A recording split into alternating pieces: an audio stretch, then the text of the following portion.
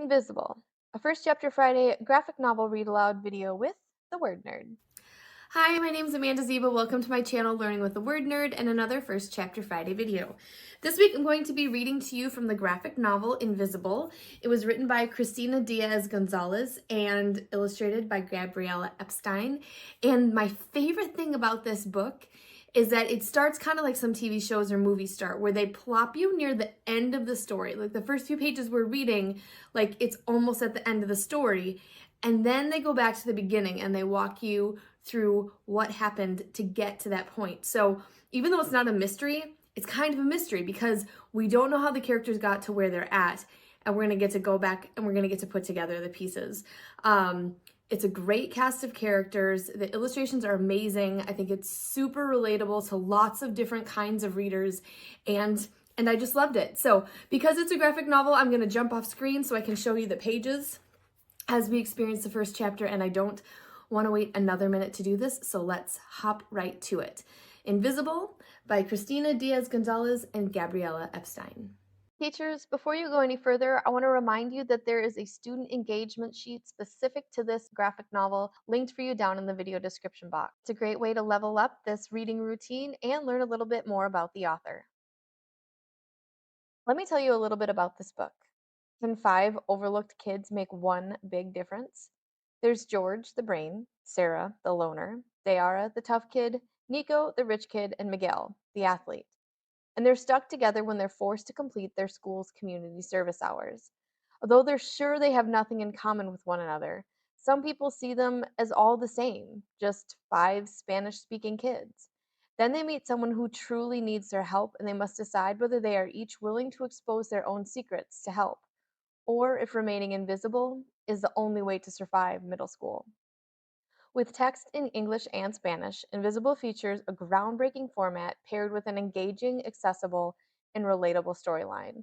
This Breakfast Club inspired story by Christina Diaz Gonzalez, award winning author of Concealed, and Gabriela Epstein, illustrator of 2 Babysitter Club graphic novel adaptations, is a must have graphic novel about unexpected friendships and being who you are.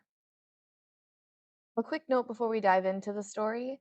Yo habla un poquito español, but not a lot and not very great. So I'm going to do my best with the Spanish lines here and just ask for a little bit of grace if I stumble through it. Thanks so much. Let's read Invisible. We open with a scene of a school, Conrad Middle School, April 26th. Then we zoom into the school and we see what looks like the main office, specifically Principal K. Powell's office. And then we can see somebody rush into the room, and the woman is saying, "I came as soon as I heard." And another voice is saying, "This is Mrs. Perico, the Spanish teacher." "Have you started yet?" Mrs. Perico asks. "Not yet. I need you to translate because some students don't speak much English," Principal Powell says. Um, sir? One of the characters, I believe his name is George, the main character, says, "One moment. Un momento," Principal Powell says. "Ready?" he asks, another man seated nearby with a clipboard. "Yes, I have several questions for each of them, but I don't speak any Spanish." George tries to speak up again. He says, "That's fine. I speak English." And another character says, "Me too." "But not everyone does," Principal Powell says, "and we want to hear from all of you about what's led up to the events that happened on the 18th. Sara, KDCN. Que nos van a hacer preguntas sobre lo que pasó el 18 de abril." The man with the clipboard asks Mrs. Perico, the Spanish teacher, what's she telling him? And Mrs. Perico says, "Just that you'll be asking them questions about April 18th. "Okay," the man with the clipboard says, "let's not waste any more time. I'm Tom Gimble, and I'll be preparing the report. Can you tell me each your names? Sus nombres?" And then the kids go down the line saying their names. Sara Dominguez, Dayara Gomez, Miguel Soto, Nico Pineda. And then we get to George, and he says, "Jorge Rivera, but everybody calls me George, and I still don't understand what all this is about. What report?" "Oh, right," the man with the clipboard says. "You don't know. Well, We're waiting for, and then Principal Powell whispers to him, best not say what we're waiting for yet. Not yet, anyway. It's all about timing. It's all about seeing how they'll react. George speaks up again.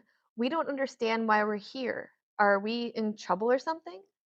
Let's just say this is all about how the five of you conspire to do something that most. Ring! The bell rings for classes. I'm sorry, what did you say? George asked. I couldn't hear, but you said that we conspired?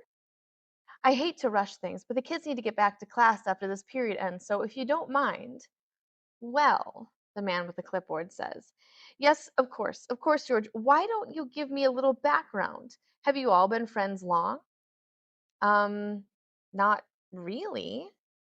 Well, did you all come together because you're all, and here the man with the clipboard stumbles a bit. Mexicanos? Increíble. Parece que este tipo piensa que todos somos mexicanos, one of the characters says. His name was Miguel. And translated into English, that means incredible. This guy thinks we're all Mexican. Not all the same. I am Dominicano, Miguel says. Yo soy cubana. I am Mexican. Venezolano. And I'm American, but also Puerto Rican.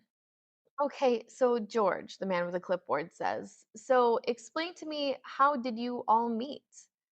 Um, well, I guess it all started about 2 weeks ago, George says. And we see this huge scene of Conrad Middle School cafeteria. Attention, Jorge Rivera, an announcement comes over the loudspeaker. Jorge Rivera, please report to Principal Powell's office immediately. Are they calling you? I thought your name was George, not Jorge.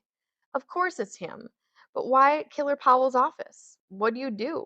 His friends are asking me. It's got to be a mistake. You can see George's face. He looks very nervous. Powell doesn't make mistakes, his friends tell him. You're dead. Shut up. This isn't a big deal, George says. But what if he knows you moved outside our district? They all say. How would he know? George says. Neither of you told anyone, right? Because that could really mess up my chance to get into the magnet program at Porter High. Nope.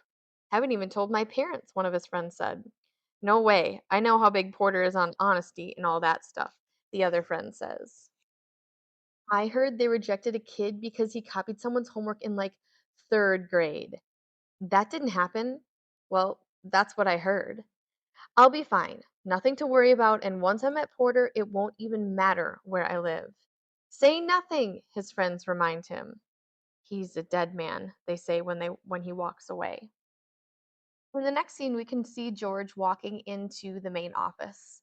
And he says, I'm George Rivera. I was called to, and the secretary says, sit over there.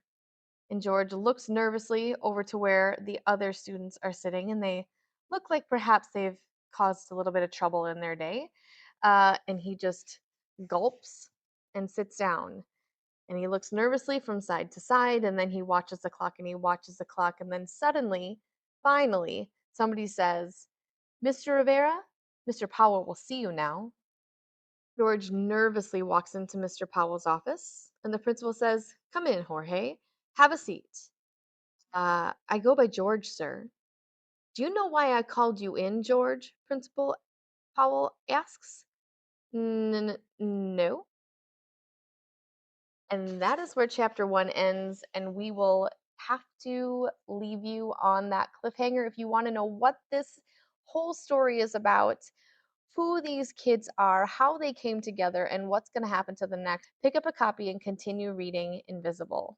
And be sure to check out the rest of the First Chapter Friday playlist. I've even got a link down in the video description box of all the other graphic novels you can find on this channel if that's your kind of thing. Thanks so much for visiting my channel. Please like this video and subscribe. And teachers, check the video description box for a whole bunch of First Chapter Friday freebies waiting there for you. I'll see y'all again next time. Happy reading.